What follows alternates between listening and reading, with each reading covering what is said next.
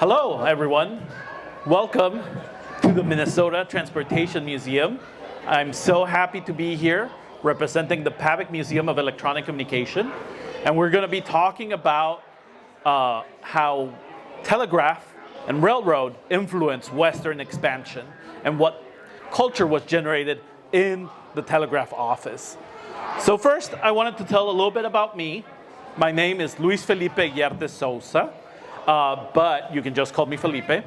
I have a PhD in the history of science and technology and the University of Minnesota, where my expertise is how science fiction written by scientists can help us tell a little bit about their expectations about the future, among other things. But now I work at the PH.D. Museum as the curator for the museum. And the whole inspiration for this talk started as part of a Curator Corner article. So the Curator Corner is an article we try to put out every month in our blog and our website about different aspects that we find interesting in our museum. So you can look at the QR code or you can visit our website, and that's the inspiration for this talk was one of the Curator Corners. So that's where you can find it. So what is the PH.D. Museum? So the PH.D. Museum of Electronic Communication was founded by Joe Pavick right here, who had a hardware store in Minneapolis.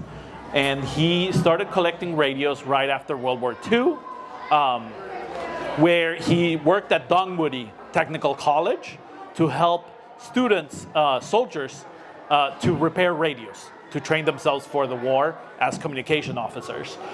He would get radios, they would repair them, and then they would throw them out, and that was devastating for him to see all these precious radios being thrown out. So he started collecting them.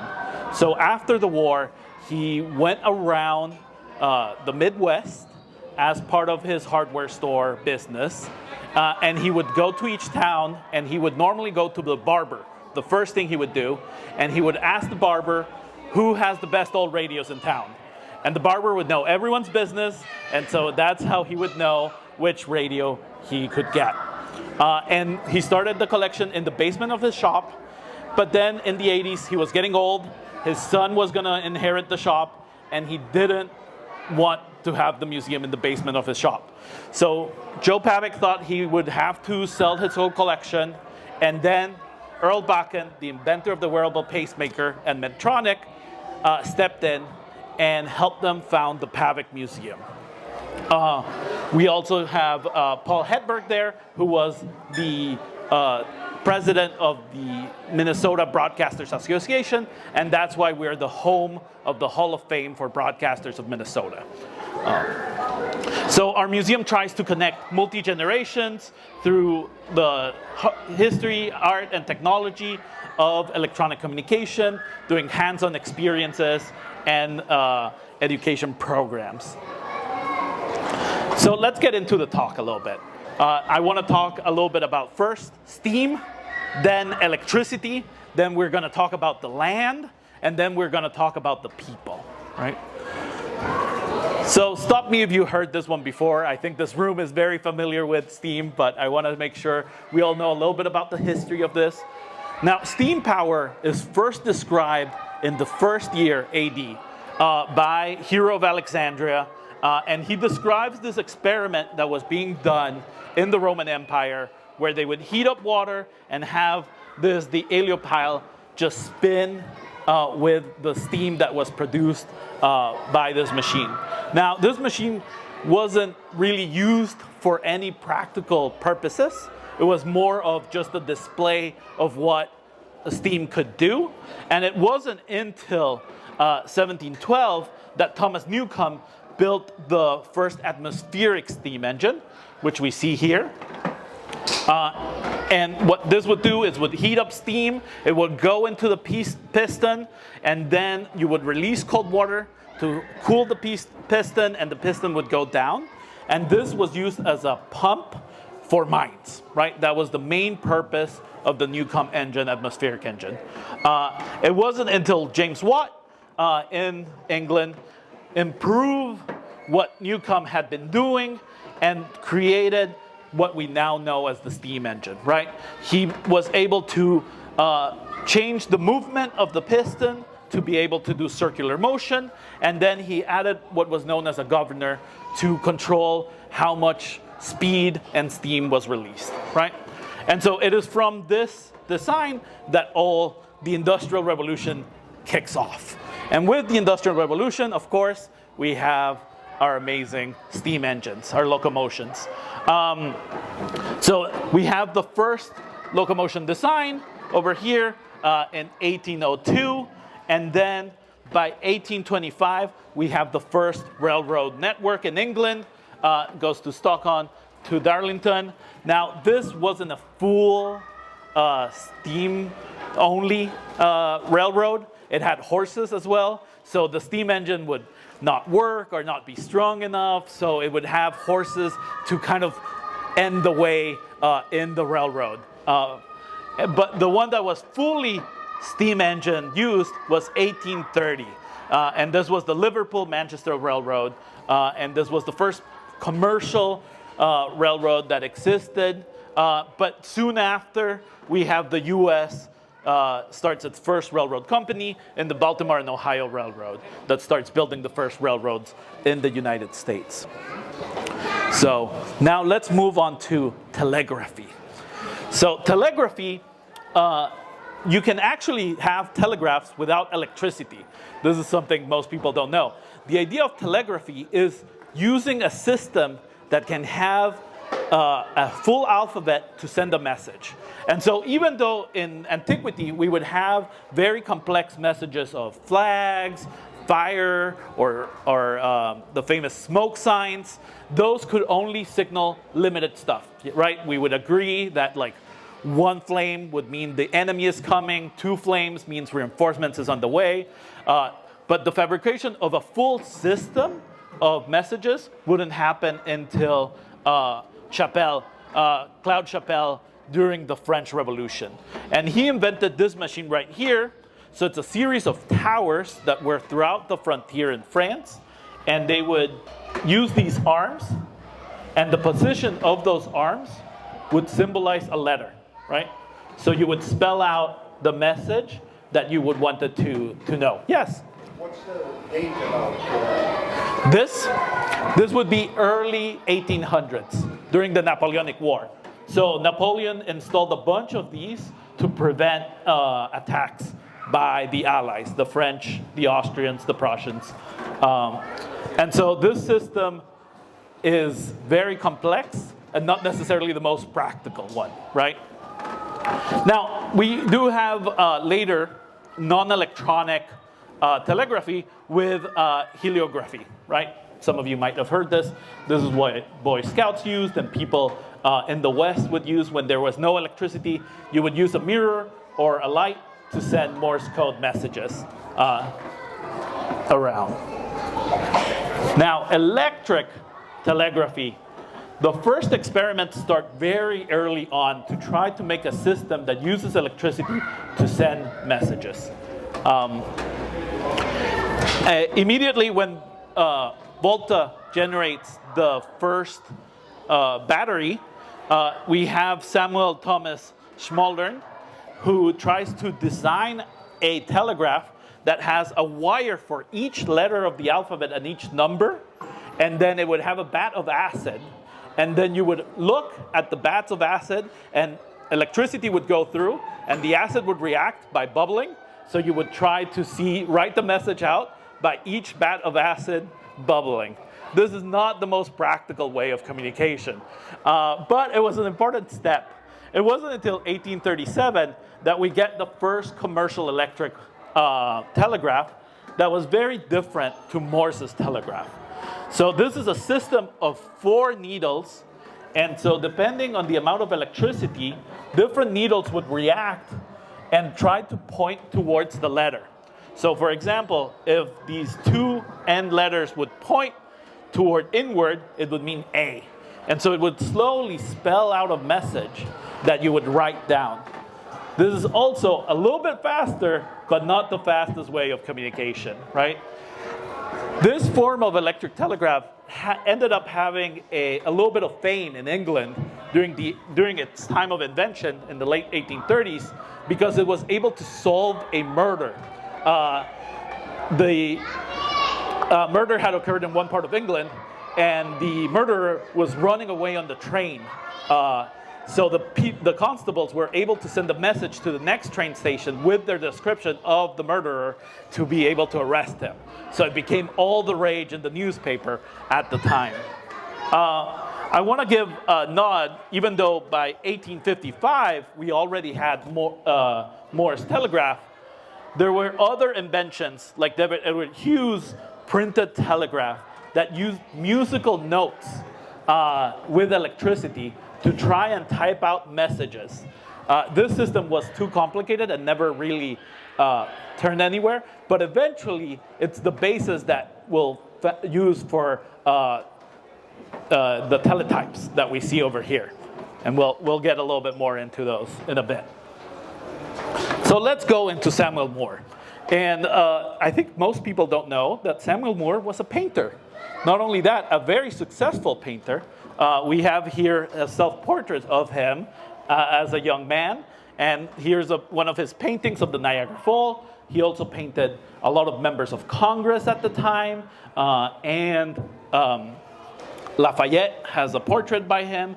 And he was this very successful artist that traveled throughout the world. And in one of those travels, his wife dies. And he doesn't get to know for weeks. Until he gets home, he gets the news that his wife has passed away and that they had already buried her.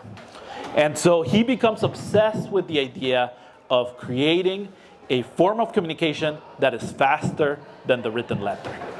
And in his travels, he meets this gentleman over here, Charles Thomas Jackson, who is a well-versed scientist, doctor, who is interested in electromagnetism, and he tells Samuel Moore about this new invention, electricity, the batteries, and all of this. And Samuel Moore decides that he wants to design a new communication using these electricity.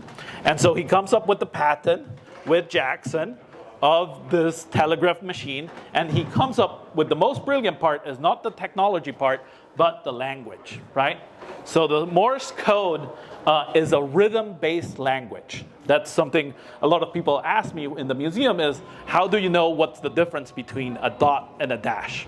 And in the original patent by Samuel Moore, he uses heartbeats, right? So when you do a dot, you do one heartbeat as fast as you can, one beat, and then it's 2 beats, right? So we see here for the dash. And that creates a system that has a certain amount of rhythm. And this is something we'll hear with telegraph operators. They know who's on the other line because of the rhythm of who is typing. Each teletype operator will have their own rhythm, and they'll know like, oh, that's Jimmy on the other side. No one else does dots and dashes like Jimmy.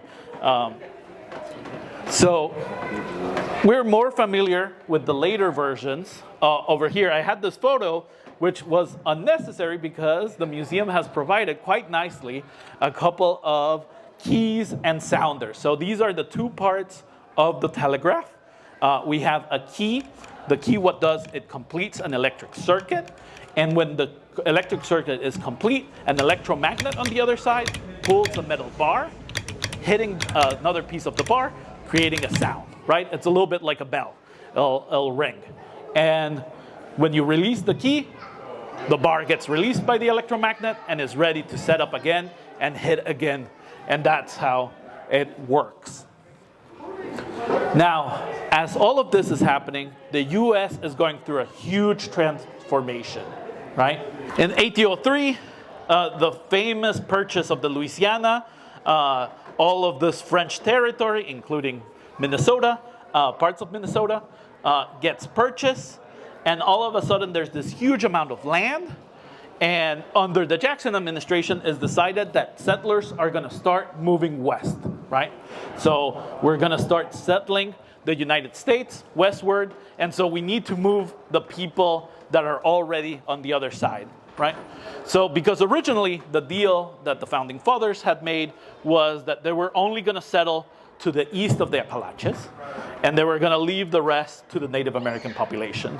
And Jackson decides that there's too many people, they need to start moving, and so we have the Trail of Tears with the movement of the Native American tribes towards Oklahoma, right? But this is only the first step. As the west of the Appalachians starts being settled, we also have the territory that's Mexico, that's here in the gray, who had just become an independent country itself, suffers a rebellion in Texas, and in the Battle of San Jacinto, the Texans' independents defeat the Mexican army and gain their independence. But it was very much the understanding of the Mexican government that Texas was going to be its own country, that it wasn't going to become part of the United States. And the idea of the Mexican government at the time is that it's good to have a buffer state between the United States and Mexico, right? In Europe, this happens all the time. Poland, throughout its history, has been a buffer state between the Russians and the Germans. And that's why the history of Poland is quite dramatic. So Texas decides to become part of the United States. And there is a disagreement of where the border of the new state of Texas should be. Should it be the River Nueces, right here, or the Rio Grande? The Mexicans believe that the Rio Nueces, right here, making the state of Texas significantly smaller. The Texas and the United States believes that's the Rio Grande, right? And a skirmish happens in this border between these two rivers, setting off the Mexican-American War, right? And the Mexican-American War is seen by many as a very clear territory grab, right? The United States is just trying to expand as much west as it can. It wants all that territory that Mexico has, and so it has just received the most easy attempt to start a war, and so they go for it, right? And so we see this famous quote by Ulysses S. Grant, who's at West Point at the time. He goes and fights in the Mexican-American War. He sees actually combat in Monterrey in the battle right here. And he basically describes that the war, most people don't care in the army if the annexation happens or not, but he sees it as a outrageous act, right? It was an instance of a republic following the bad example of European monarchies in not considering just in neither desire to acquire additional territory. The war only lasts 2 years. The American forces first attempt to go through the desert. If you've ever been in this part, you know that's a bad idea. So once they arrive to Saltillo and Monterrey, they decide that's not going to work. Instead, they decide to put a bunch of troops in Veracruz and take the short distance to Mexico City, winning the war. Now, you won the war, but there's been a problem. The U.S. has a huge new territory to settle, but it has been debating internally all this time about what to do about slavery, right? And the addition of all these new states has thrown out the balance of the slave states and the free states. And this new territory basically makes this division untenable. And by 1860, we have the secession of the southern states from the northern states and the beginning of the Civil War.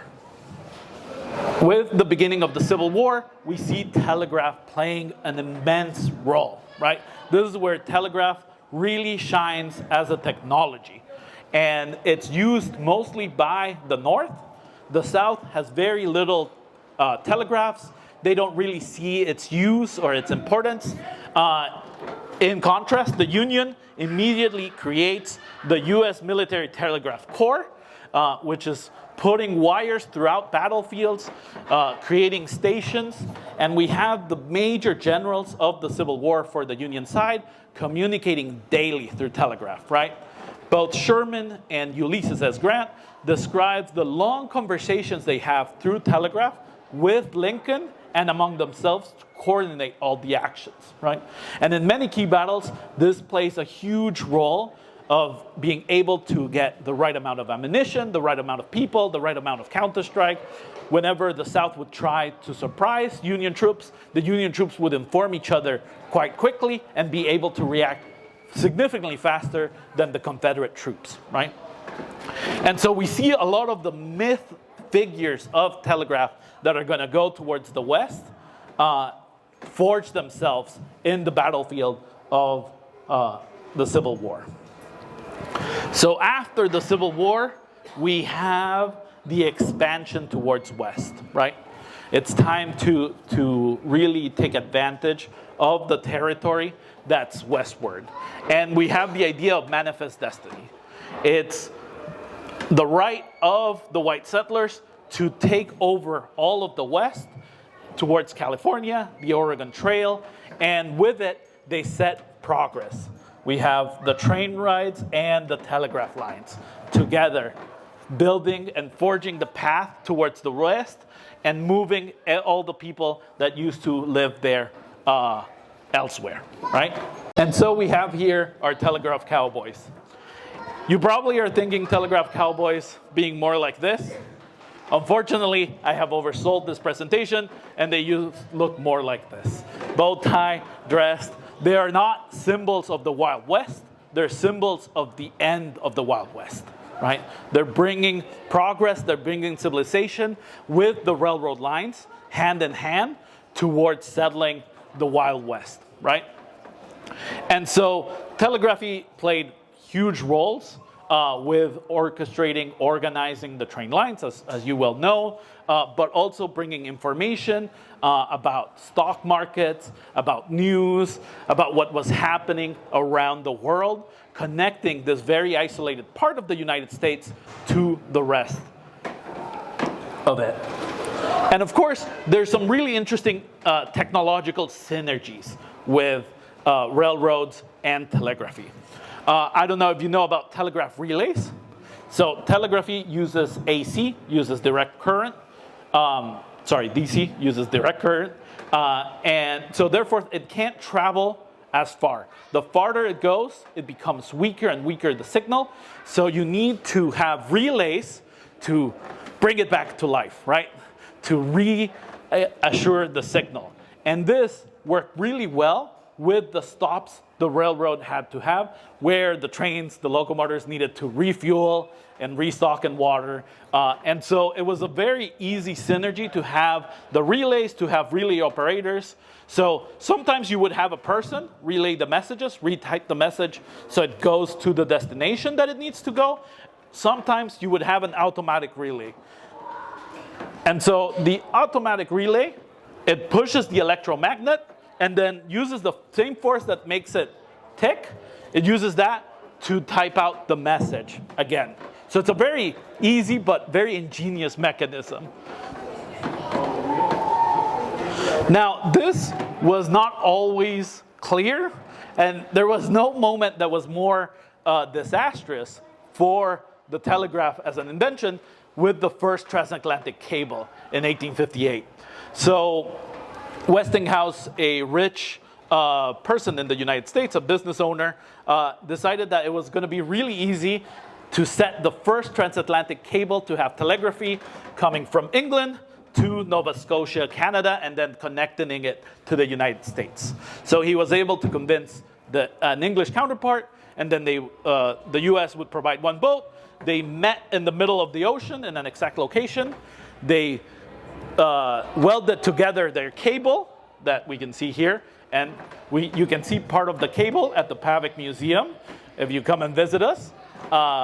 Tiffany's cut some of the cable before it went out as a memorabilia, and so we have one of those pieces. So they met in the middle of the Atlantic Ocean. Each boat went to one side, the other boat went back to England, and then they dragged the cable through the bottom of the ocean and connected it. But once they had the cable, that problem of the relay, there was no way to establish a relay in the middle of the ocean, right? And so the messages were very slow, very quiet. And it failed because the scientists they decided to hire for the English part decided that what it needed to do is, oh, it's missing power, connect another battery. Oh, it's missing power. Connect another battery. Oh, it's still not good. Connect another battery. And they just fried the cable, right? They connected so much power to it, it just fried, and there's no way to repair it. So Westinghouse was in shame that his cable didn't work. Now, to his credit, he got money back and sent another cable through the Atlantic. And he had Lord Kelvin, a very famous scientist in England at the time, invent a new machine, a galvanizer. It does alternate current. And that allows the message to go through significantly easier. So after the Civil War, he was able to do that. So let's meet a little bit about the people that were involved in Telegraph Cowboys. And what I find very cowboy-esque of them is that they have a need for speed. Very early on, we have Alfred Vail as one of Moore's first telegraph operators, and he sets a lot of the culture for the telegraph operators, and he is very interested in how can we send messages faster and faster. And so the original telegraph was a single metal bar, and that just moved like that to complete the circuit, and Andrew Vail came up with the camelback. So if you see over here, you can see the curve of the design. He came up with that, and that not only helps the speed of how fast you can type a telegraph message, it also helps the arm of the telegraph operator. The arm of the telegraph operator would have what we now know as carpal tunnel, right? They would call it glass arm. Their arm would turn into glass, and they couldn't type anymore, and it was disastrous for their career. So this became a huge problem.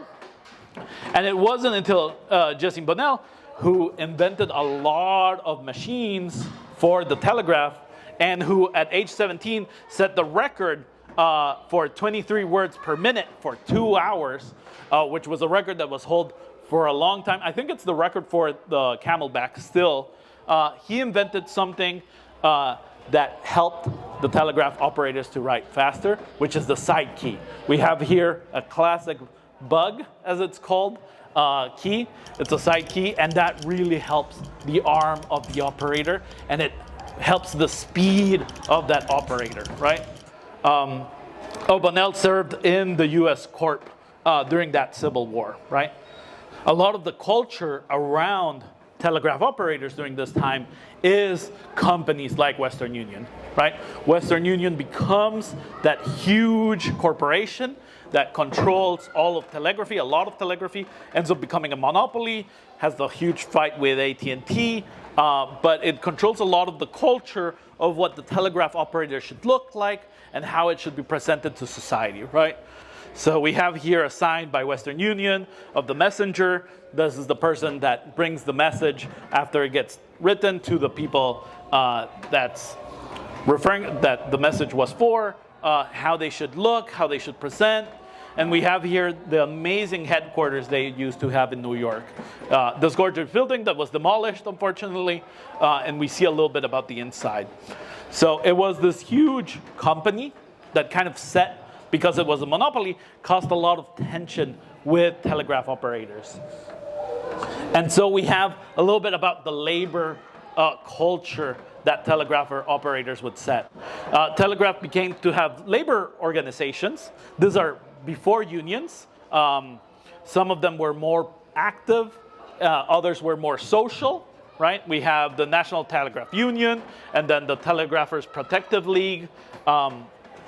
And one of the more active politically, the Brotherhood of Telegraphers tried to strike for all telegraphers, and it ended up being a disaster. The strike didn't work.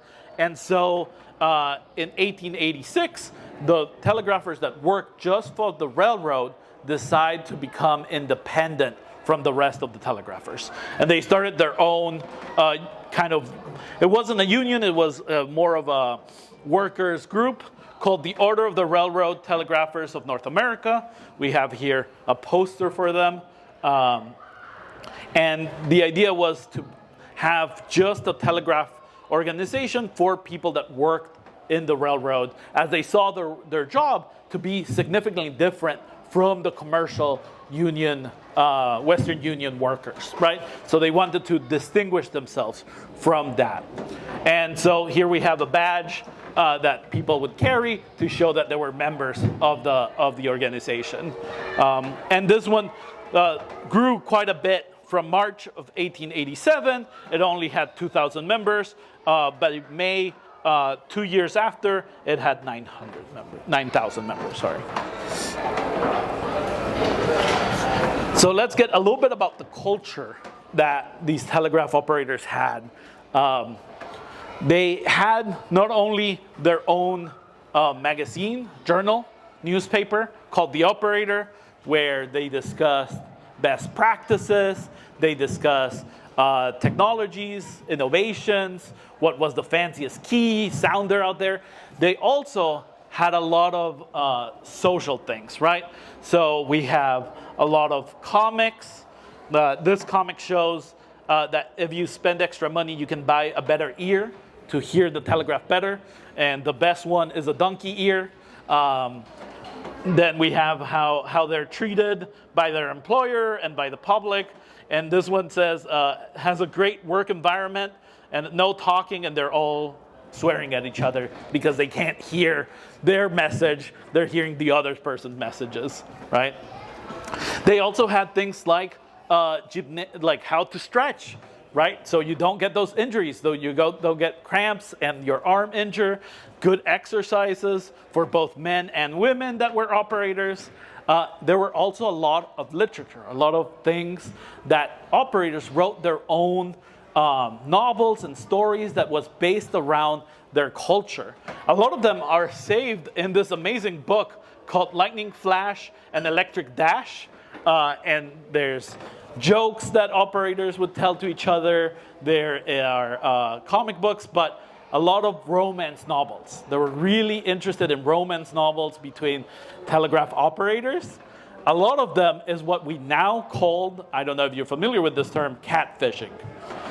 Catfishing is when someone in the internet writes at you saying like, oh, I'm this pretty girl, or I'm this really handsome boy, and they turn out to not be either that gender or either that person, right?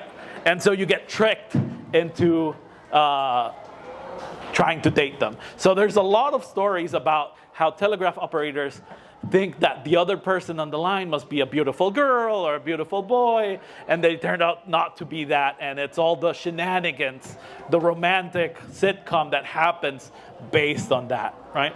So it makes telegraph operators quite relatable to us in this way, how this technology really helped understand what the people who operated were doing was very similar to what we do now. And that's why telegraphy normally gets referred to as the Victorian internet, right? So it's this huge network. It's the first technology that makes the world significantly smaller. Technically, everywhere is just away at the speed of light. As we've seen, it's more complicated than that because you needed relays, but it made the world significantly smaller, and it changed the face of communication, and it affected all these other technologies that would go with it. So again, if you want to learn more about this or other interesting artifacts that we have in our museum, you can come and check out the Curator Corner, and we'll be posting more. Thank you very much for listening to me today. I'll open up to questions, but also come and visit us in St. Louis Park at the PH.D. Museum. Thank you.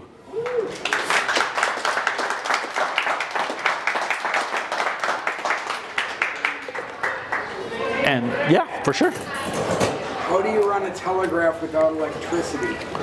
So if we go back to these ones that then use electricity, the best way is to have Morse code.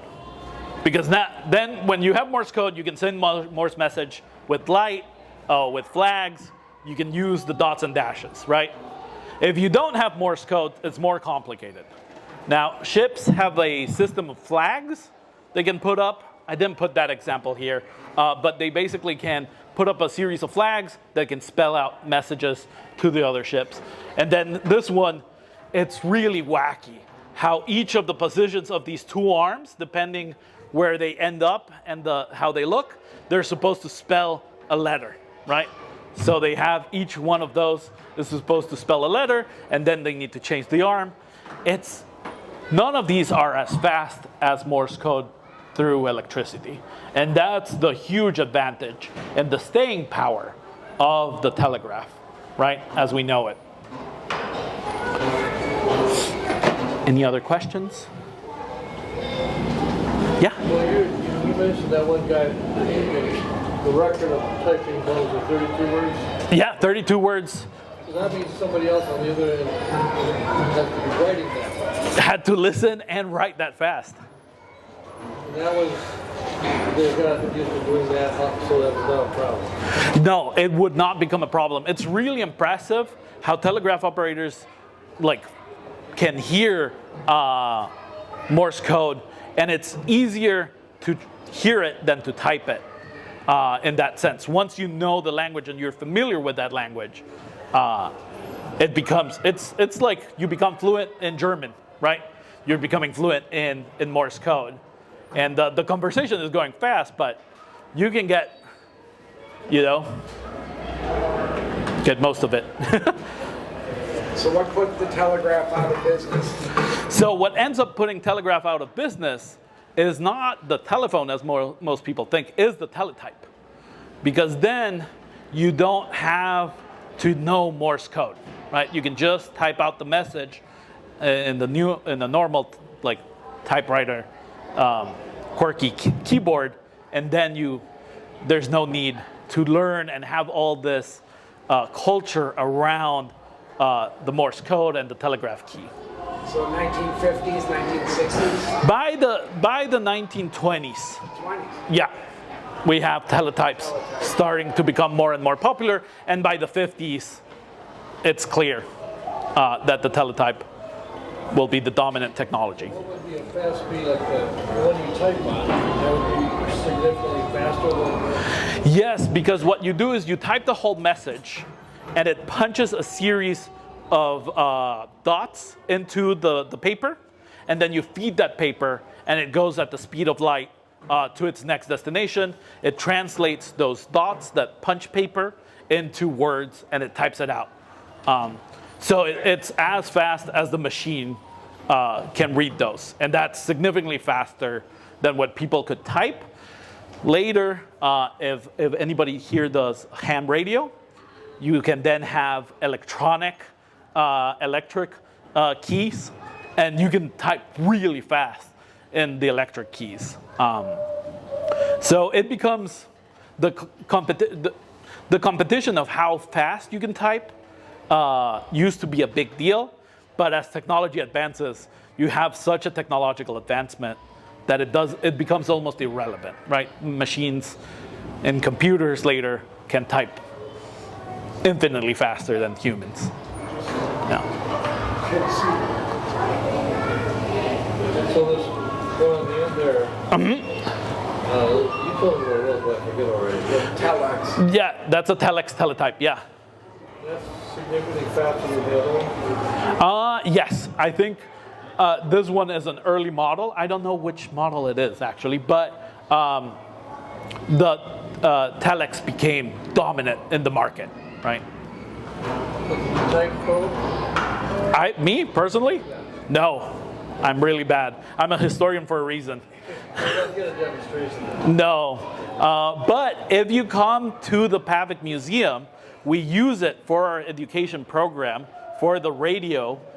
So we have kids do a radio show, and during the radio show, there's breaking news that goes through the teletype. So we have one of these machines in the radio show, inside the radio cabinet, and then another one in another side of the museum where kids write breaking news, it's raining chocolate, we should all go outside with bowls, and they get that piece of information and they read it out as breaking news in the radio show. So you can come and see it, and people in our museum know how to use our teletype that's functioning. Yeah. Yes, Kayleen. Yes, we have a functioning telegraph, very similar to the one they have here. We have 2 keys and 2 sounders, and you can try and send messages to a friend through Morse code. Is one of our interactives at the Pavic Museum. Yeah. Yes, Noah. The evolution of teletype, is that like telegraph? Is that related to like TTY, like communication for those who are deaf and hard of hearing? No, it was originally more as computing. But what is interesting is that the phone was. So Graham Bell, his wife, and his son or daughter, can't remember right now, were deaf. And so his original working on the telephone was he was trying to develop a machine that could help people of hard of hearing to amend what they could hear and what they could listen. And then he ended up in this path that ended up developing the telephone. And now you would ask, why didn't the telephone replace? Because the telephone is invented just 10 years after telegraph. And the problem with the telephone is that the quality of the sound is not as clear. It takes a long time to improve a lot of the quality of the sound of telephones. Telephone is great to have a call across the city. It's not great to have a call across the United States. And telegraph is way more reliable in that way for communication.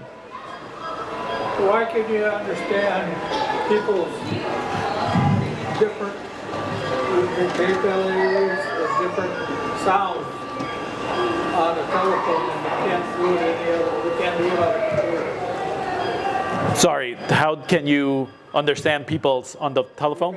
Understand who they are. Uh-huh. Not talking to them. But with the telegraph, it would be the rhythm of that person.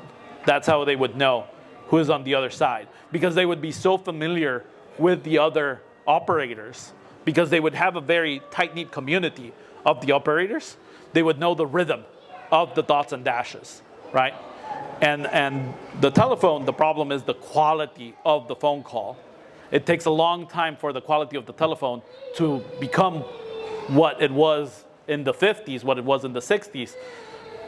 And that's not even getting into satellite communication and cell phone technologies that we have now.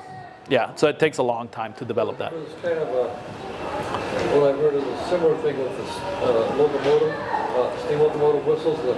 You know who the engineer was because the way they blew the whistle. Yeah, it's those tiny human quirks that become really interesting about we put our own signature of who we are into those technologies that I think is great. Yes, Valeria. So famously the Titanic sent the SOS sign out with a telegraph. And where's the relay of how the Titanic was able to send that message? This is a great question. It feels almost like my mom asked it. The question is, the Titanic famously sent a message of SOS through Morse code. How did it do it without a relay or without cables, right? And it's because Marconi, Guillermo Marconi, had invented the radio 10 years before. And the first radio communication, you couldn't use your voice. Like we didn't have enough technology to use your voice, but we did have enough technology to send electromagnetic waves as Morse codes, as dots and dashes, right? So the Titanic was one of those first ships to have this machine that would call a spark gap generator and would create a giant electromagnetic wave to type out Morse code messages for other ships to hear. And we have one at the Pavic Museum built by our founder, Joe Pavic, with original parts from 1910. It's one of our amazing pieces. Famously, it was more of a luxury item, right? So it was something that people in the Titanic would pay a great amount of money to get their messages to England or to the United States. Like, I'm having a great time in the boat. Yeah. And so they would pay great amount per dot, per dash.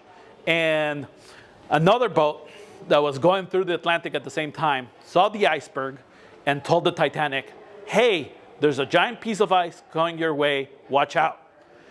Now, At this time, we don't have different frequencies. There's only one frequency. So that message just modeled the communication that the guy at the Titanic, the operator of the Titanic, was using. And he told, I couldn't hear you, but get off the frequency. You're costing us millions of dollars. Like, this is about the money. And so the other operator just shrugged, turned off his radio, went to bed. And then when the Titanic hit the iceberg and started sinking, the operator hit SOS to try and save as many people. But the closest ship had turned off the radio because they had been told not to bother them. A different boat that was 2 hours away got the message and was able to save a lot of lives. So at the end, the telegraph in the radio of the Titanic ended up saving as many lives as it actually happened. And it became law after the Titanic. The Congress passed a law that radios need to be operated 24/7 in ships. Yeah. Well, thank you very much for attending my talk, and hope to see you at the PAVIC Museum.